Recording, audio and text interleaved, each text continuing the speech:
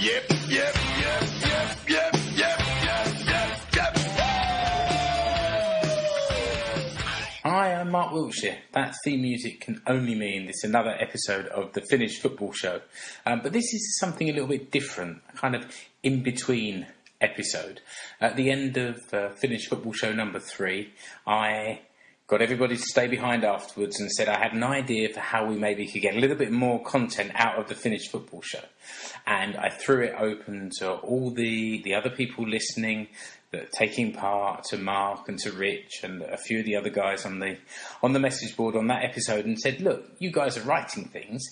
How about we use that and turn it into audio content and put it out as additional podcast episodes? And with a little bit of cajoling, I got a couple of recorded blog posts read by the people who've written them. So to Henry Hakamaki and to Keke Mullari, they both wrote articles and then they agreed to go ahead and read them out for me. So that's what we've got this week. As it happens, both of them were on a similar subject of fan culture in Finland, and both kind of centred around a recent incident here in Finnish football, which Henry will first talk about. So I'll hand over to Henry now. Hi there, I'm Henry Hakamaki, and today I will be reading for you a piece that I wrote for EscapeTheSuomi.com titled Behind Closed Doors, a Liga Cup Story. Is there anything more strange in the world of sports than a game where fans are prohibited from attending? Something just seems wrong when a game is being played and no fans are there.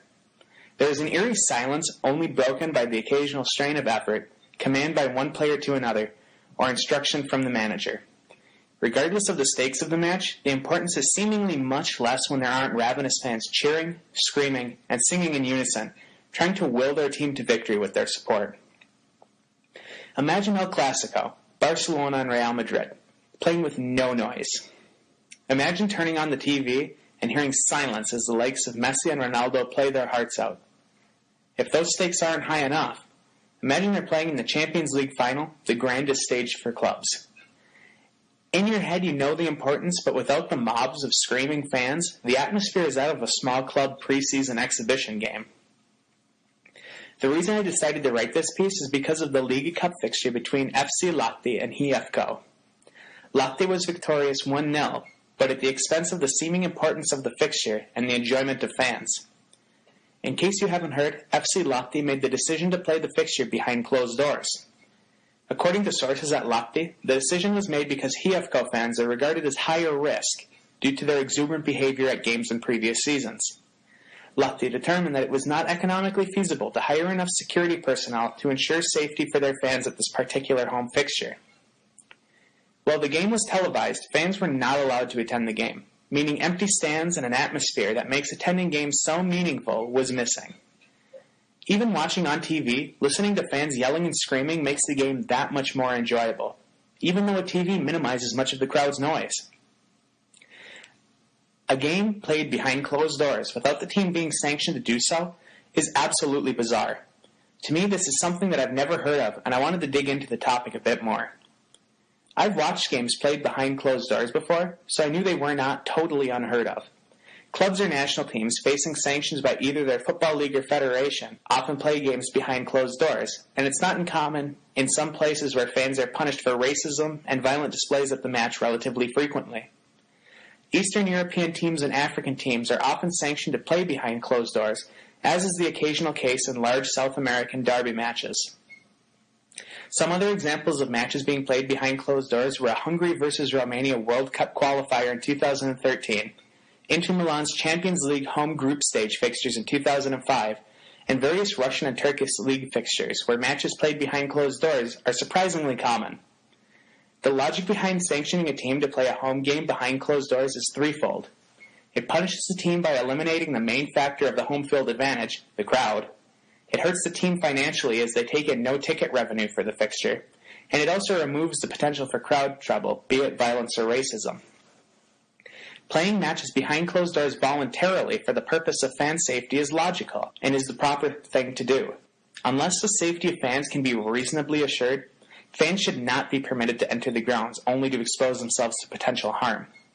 Beyond the obvious quality of increasing fan safety, it also reduces the risk that the club or federation will be held liable for any injuries sustained by fans or damage to the grounds. Another justifiable reason for voluntarily blocking fans is if repeated conduct violations from fans have led to threats by the federation to punish the club with points penalties. Having the game behind closed doors due to extreme or violent opposing fans and or a terror threat makes sense. But there are also less obvious examples of why it would be justified to hold fixtures behind closed doors.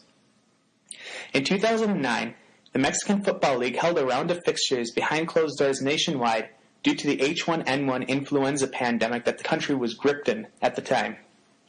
In 2013, Rhyl FC of the Welsh Premier League nearly played their last home fixtures of the season behind closed doors, even though they were league leaders at the time.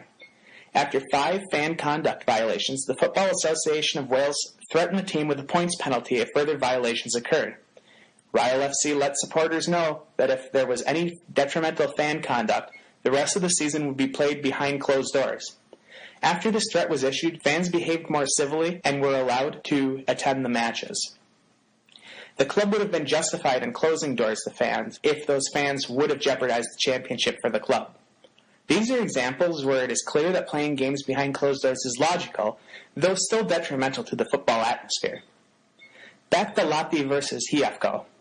The justification of FC Lahti for playing the fixture behind closed doors was that it was not economically feasible to have adequate security personnel to ensure fan safety. Yes, HFK fans do have a reputation of being a bit over-enthusiastic, though never cases of extreme violence or other safety situations. They are very loud, with occasional flares being lit, and some general over-exuberance, but in reality, outside of the flares, they don't create a situation where fan safety is of concern. Fans are supposed to be loud, filled with enthusiasm and team spirit. To play a game behind closed doors because you're worried that a normal amount of security will not be able to handle some noisy HFK fans is unbelievable. Typically, the home team encourages fans to be loud in the hopes that they'll have louder cheering for their team.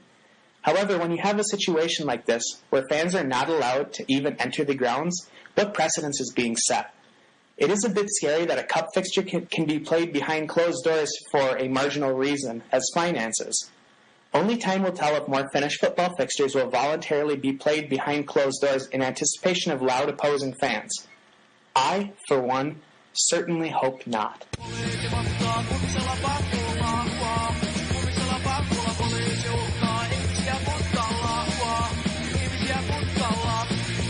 No niin, I'm Keke Mülleri, and thanks for tuning into this podcast that's brought to you in association with my friends at the Finnish Football Show.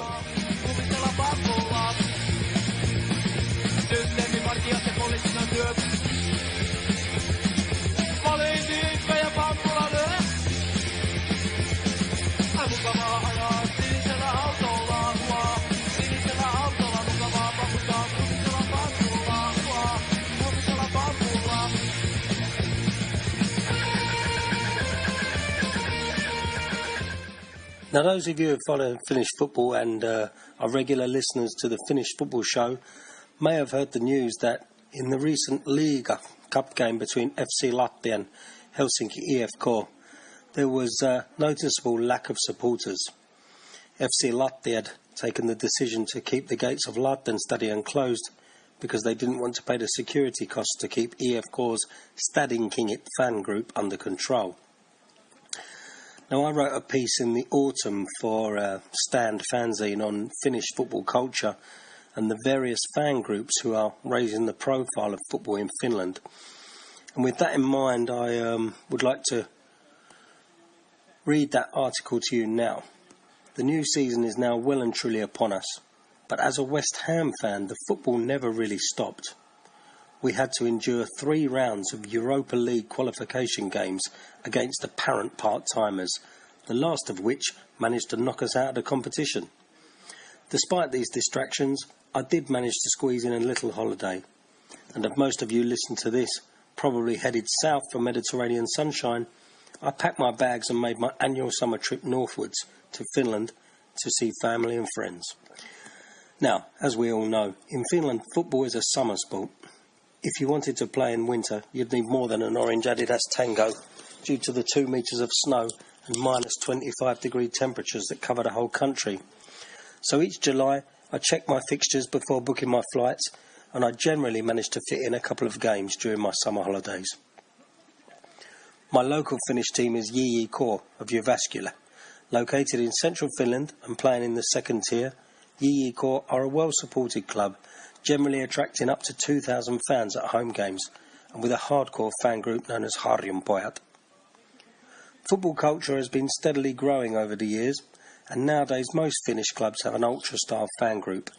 FC Ilves Niilonpojat, Helsinki IFK Stadinkingit and Inter Turku's Armada, also Seinäjoki's Kloppit, are some of the most organised.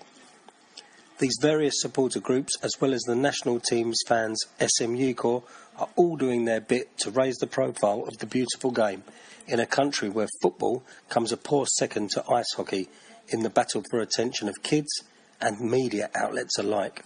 This season has seen Finland's capital, Helsinki, with two teams in the top flight for the first time in a very long time.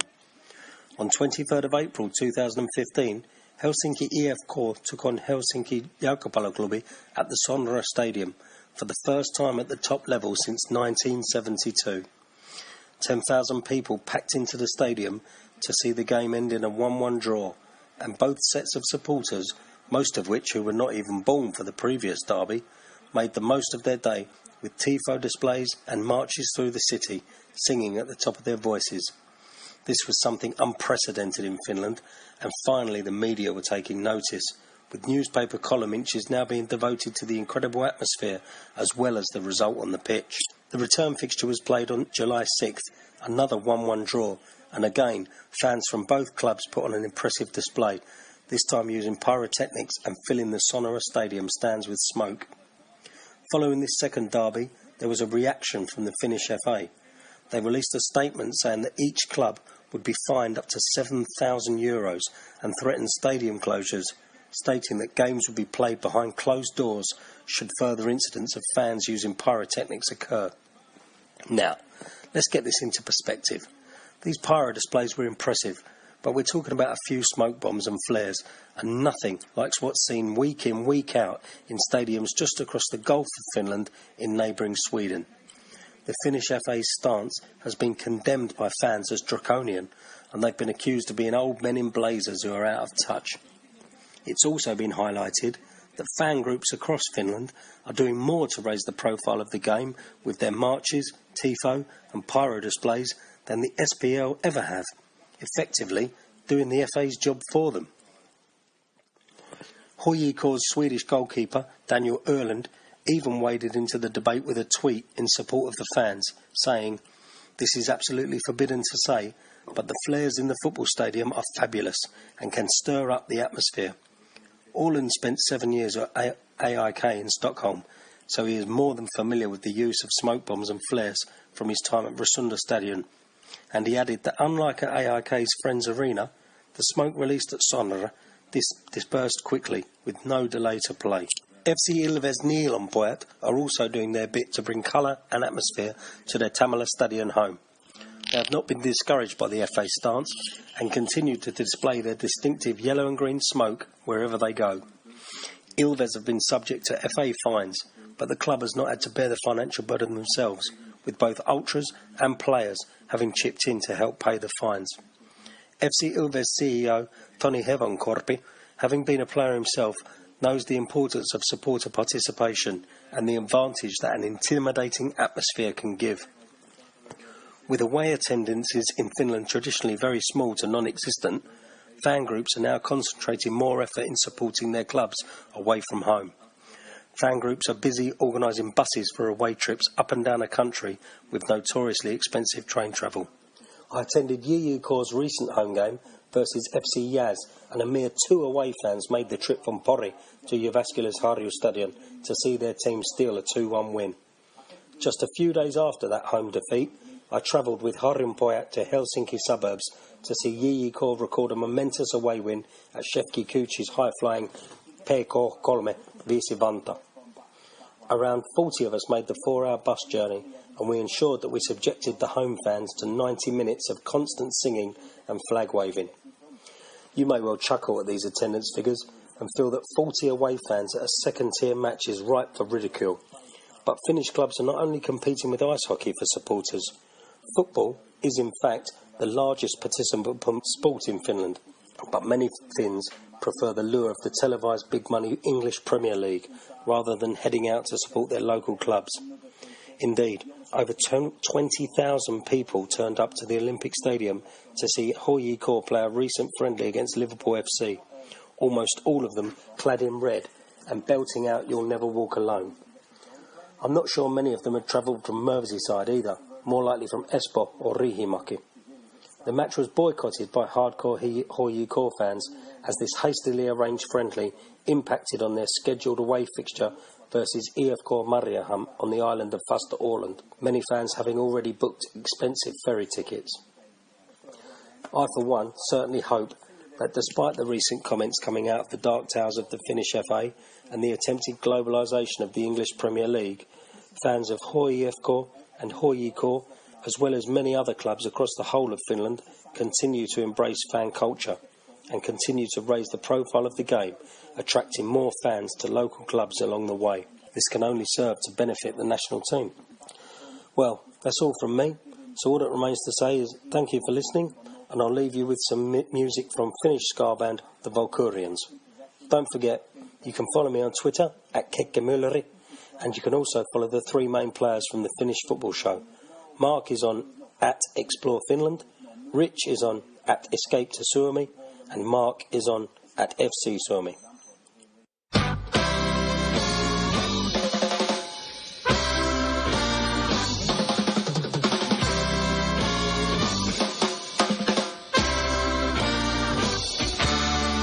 Listen, brother, and you'll understand. Don't be like a donkey if you're really a man.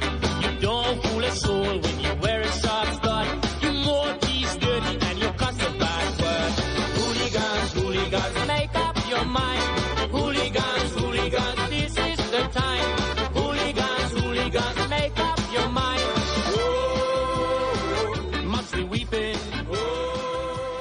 Wow, you got more music than you normally would get on a regular Finnish football show. I will add links in the show notes for this episode to all the different music that you've listened to the original blog posts and links to the people that you've heard, so that you can get in touch with them directly, probably via Twitter or something like that. I hope you enjoyed this different episode of the Finnish Football Show. We will be doing the live show again, probably in a couple of weeks from now. It's a kind of quiet time of the year, so perhaps we'll wait until we've got the Liga Cup all finished, and then we've got something we can talk about and see if that gives us some indications for the forthcoming season. So until episode 4 of the live show from the Finnish Football Show, thanks again for listening, and we'll see you again then. Bye bye.